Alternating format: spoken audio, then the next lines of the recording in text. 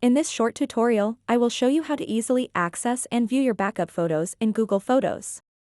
It is essential to back up your cherished memories and important images to ensure their safety and accessibility. With Google Photos, you can conveniently store and organize all your pictures in one secure place.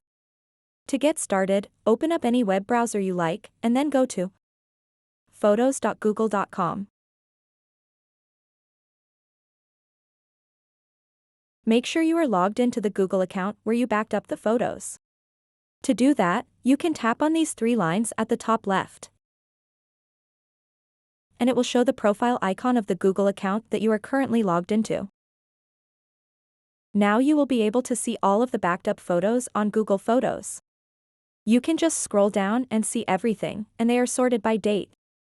So that wraps up this tutorial. If you have any questions about this whole process, please let me know in the comments section below. And if this video helped you out, please give it a big thumbs up and subscribe to this channel for more tutorial videos like this one. Thank you so much for watching and have a good day.